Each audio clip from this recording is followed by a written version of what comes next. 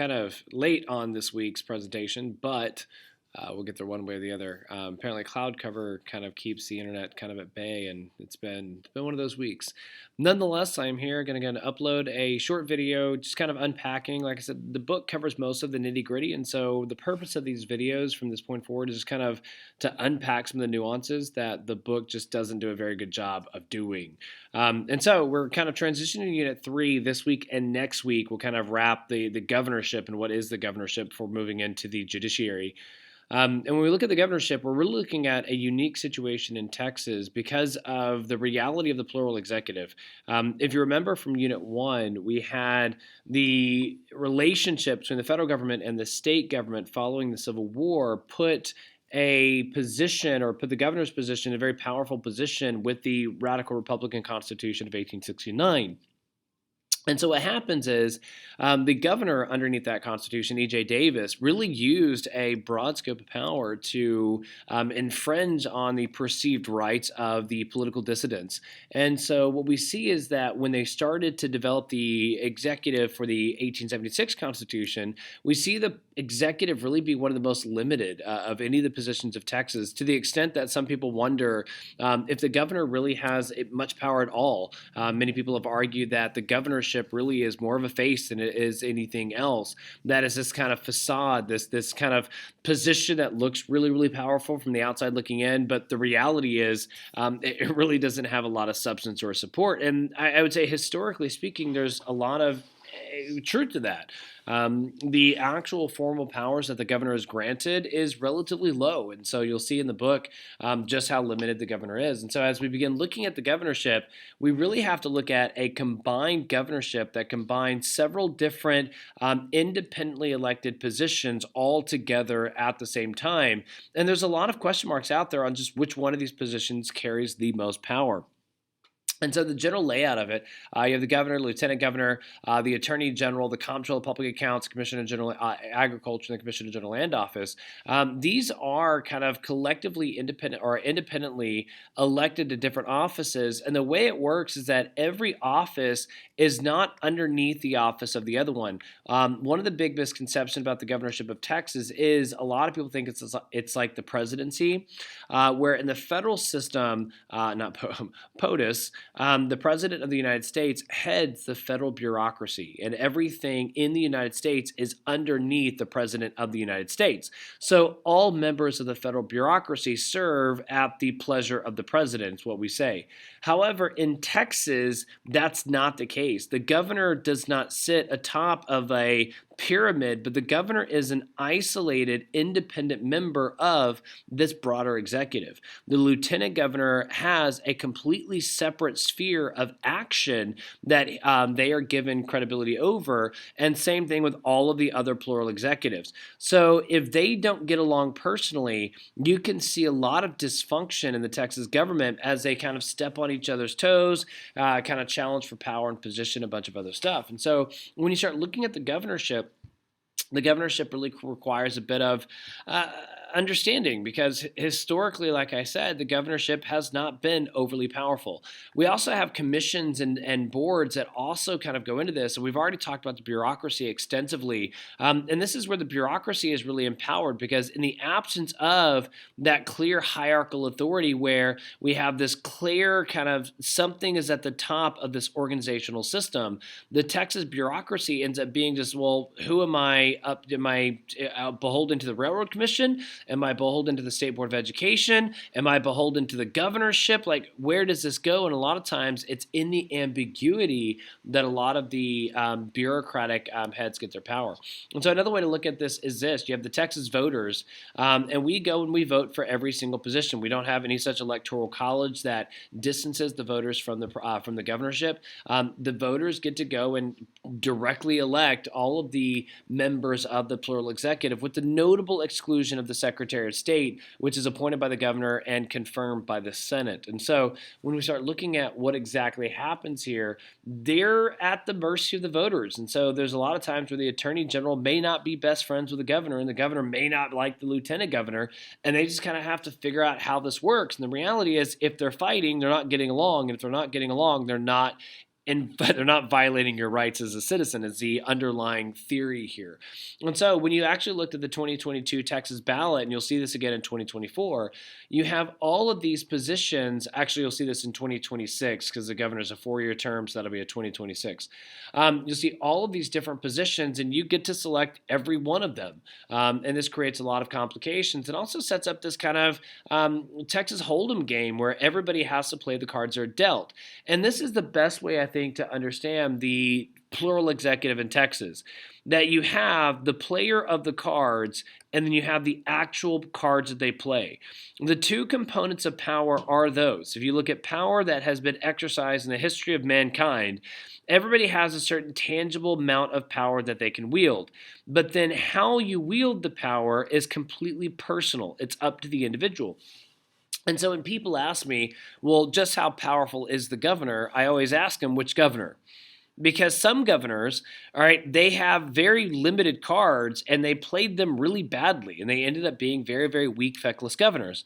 Some governors had the same bad cards, but because of the conditions of the state, because of the way they played the cards, because of how they managed the rounds and playing the other players, they were able to secure quite a bit of power in the process. And so when we start looking at this question of power, I actually think that there's several competing offices that could argue that they are the most powerful, but it all comes down to who's actually in the office and what power they have. Now, the cards we can see. The cards are what is constitutionally written into the power of that office.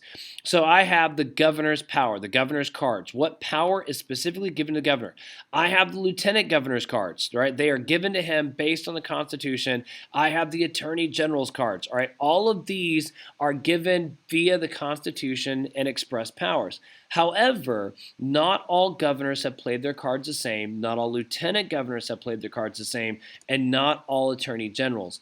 From me to you, I would argue there's a strong argument to say any one of these three could be considered the strongest executive depending on the person holding the office. And so let me kind of explain what I mean. If I dive into the executive powers of the governor specifically, the governor in and of themselves don't have a lot of power, right?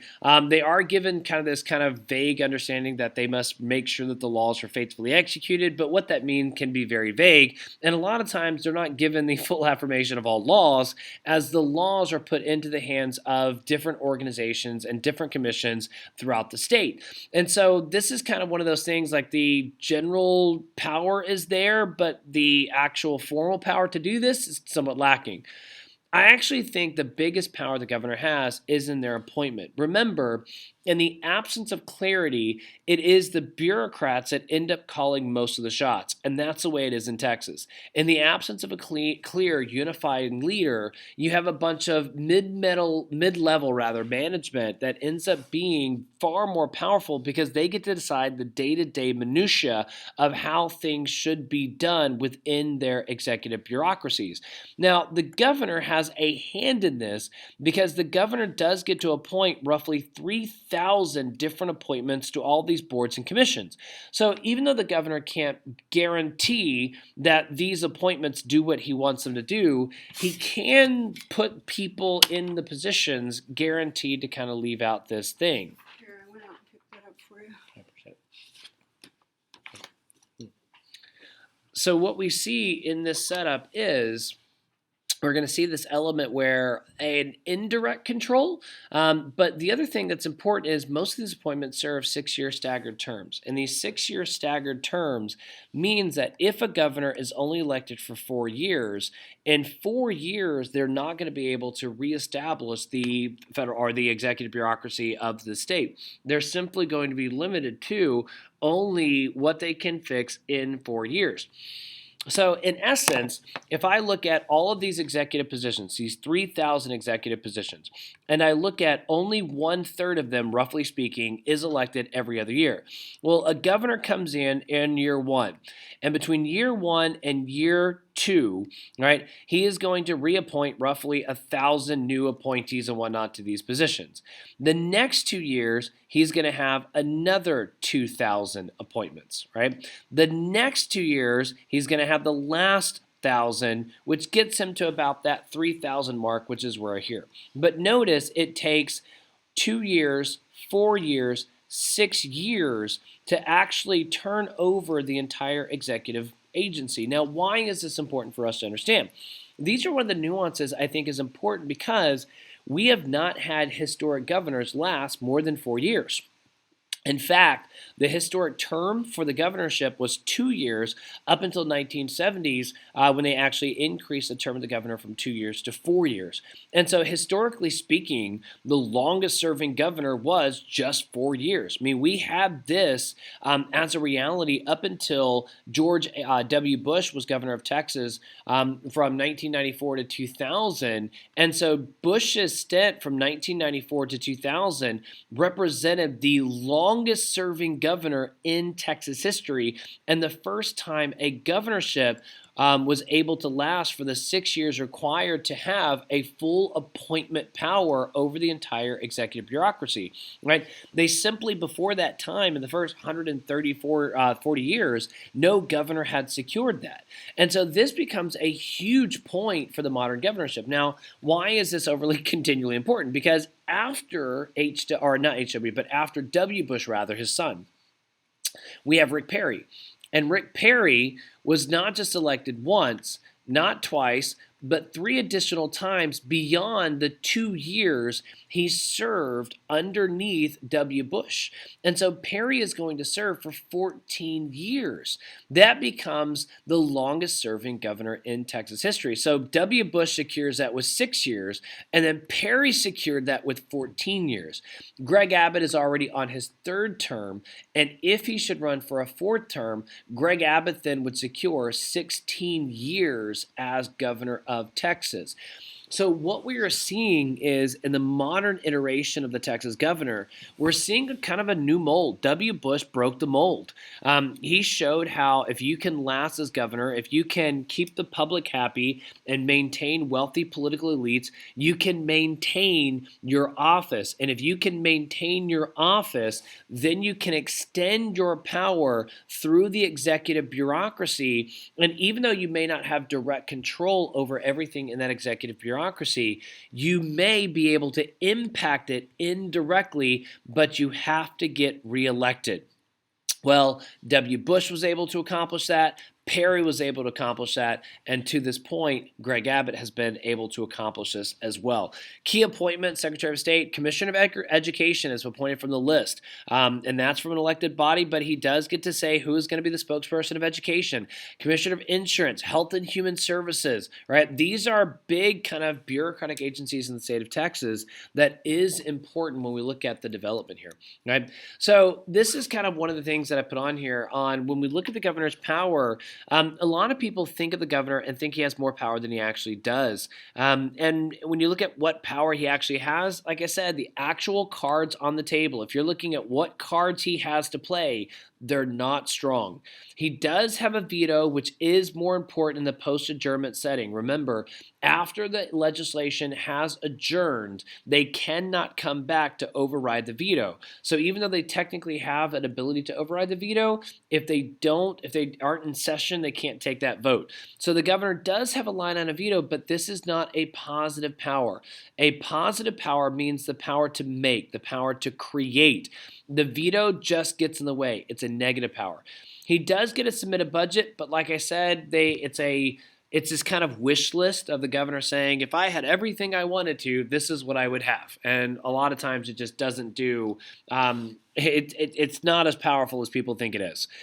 Usually the legislative budget board is the budget that they pay more attention to. But the governor's budget does have a say because of the line item veto. He can use his political might to play kind of hardball with the movers and shakers of the legislature. So the governor can say, hey, if you don't finance this, then I'm going to veto your priority item as well. You really don't want to do that, but these do work together in this kind of sophisticated way. He can call special sessions, but again, the special sessions, he can't guarantee what happens. All he can do is make them meet. They can meet for one day and decide nothing needs to be done and dismiss. The governor can then call them back into session, and this can kind of become political brinkmanship until everybody gets so ticked off they just leave. believe, and we've actually had that historically happen. He does also give the State of the State address, and the benefit of this is he can, during the State of State address, identify emergency items which can expedite those items. So there are some things that the governor can do indirectly, but he doesn't really have a lot of positive direct power, right? A really great example of this is this person over here, Carla Faye Tucker. Carla Faye Tucker was arrested in the 1990s for gratuitous violent murder. She killed somebody with an ice pick, if I remember correctly. And so she's sentenced to death. She's put in jail. And at one point, the argument, the historic story is that she found Jesus in jail. Well, a lot of the evangelical right began to demand that Carla Faye Tucker should be released, that she was a new woman, she had been saved, she had been redeemed, and she should not be put to death. Mostly because she's a woman. We still have problems with putting women to death. When people ask, is the criminal justice system, sexist, I would say yes, but most of the sexism in the criminal justice system is actually against men, not in favor of them. We still have a strong resentment for putting women to death. And so what happened is W. Bush was governor at the time, and so a lot of the Bush supporters started demanding that Bush actually pardon Carla Faye Tucker, get her off of death row, give her a second chance, give her a second life. Well, the problem is that the expectation of the power was different from the actual power itself. The governor has the authority to grant clemency upon the written recommendation of a majority of the Texas pardons and paroles. Notice that the governor cannot grant any such clemency or pardon until he is given a recommendation. So the public kind of expected George W. Bush to have this power he didn't actually have. And this creates a problem for the governor because a lot of times when you run for governorship, you have to make a lot of promises like, as governor, I will do this. But the reality is you simply just don't have a lot of power to do the things you're up there going to swear you're going to do. And so the governor has to be wise enough, has to be tactful enough to understand what they can say, when they can say it, how they can say it, to manage this kind of perception of what they're doing, knowing they don't actually have the power to do it. In other words, governors have to play their cards well. Historically, governors did not. They overplayed their hand. They were quickly thrown out of office. Texans have not tolerated long-standing governors historically. Like I said, George W. Bush was the longest serving at 6 years. Rick Perry was then the longest serving at 14. And then Abbott has been the longest serving, who will, for all intents and purposes, last to 12 years. And if he decides to run again, he may go to full 16. However, absent the last three governors, this isn't the norm. The historic governors overplayed their hands, did not understand the nuances of the position, and were tossed out of the governorship as quickly as they got it. So we really didn't see a powerful governor really emerge. The modern governor is bit different. So this is a great quote, kind of knowing that it says, using personality and image and public media to build and maintain loyalty of both voters and powerful political elites is the key to exercising this influence. And so the governors today in Texas, they're ones with big personality, and they have to know how to use public media. This is a key to guaranteeing that you're going to have wealthy political backers, somebody to fund your campaign, somebody to fund your ads, somebody to fund the background, and you also know how to work with the legislature. Building enemies in the legislature is not your friend. A governor has to know how to play politics with people that have power equal, if not greater, to him. Now, the benefit of the governor is this: they are the governor. Not many people pay attention when the lieutenant governor talks. Not many people pay attention with the attorney generals. So even the lieutenant governor and the attorney general have more, I would say, constitutional power. Nobody pays attention, so they don't have the pulpit. They don't have the say. And so the governorship gets that pulpit, gets that ability to say, when I speak, people listen. And so it's not by accident that the modern governorship comes from a history of cheerleaders. W. Bush was a cheerleader at Andover.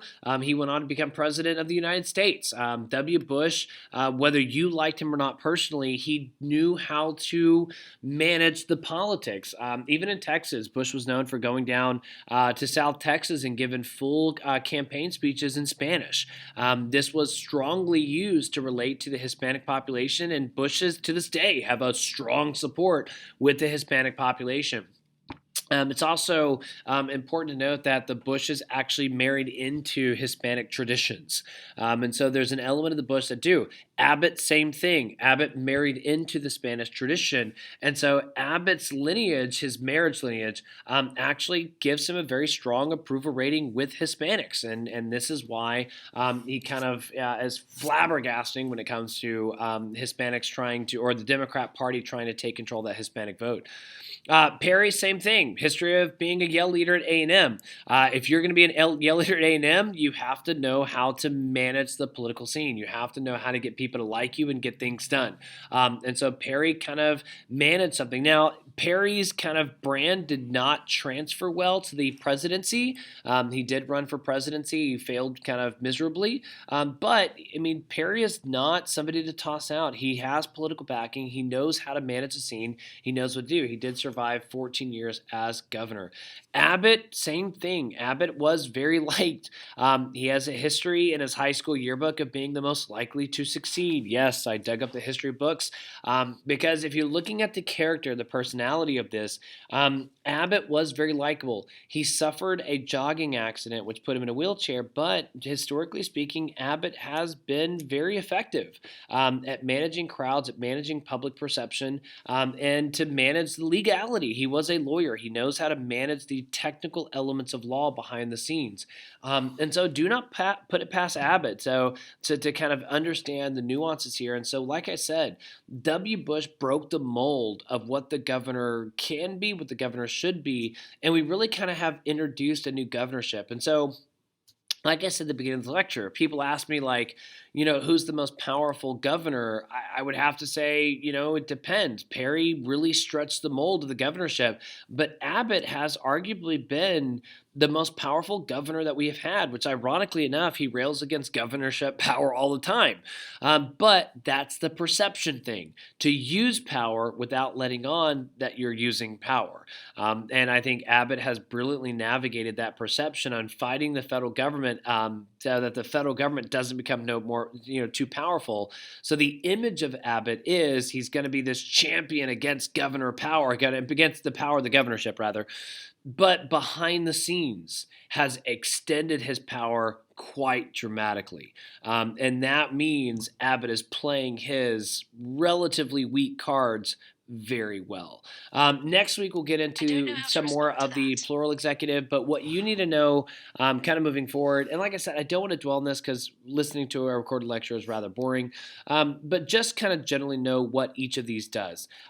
So the Secretary of State is going to be basically registration, collecting election results. They're going to certify things for the state. So anytime we do an election, it's got to go through the Secretary of State's office. They have to certify it.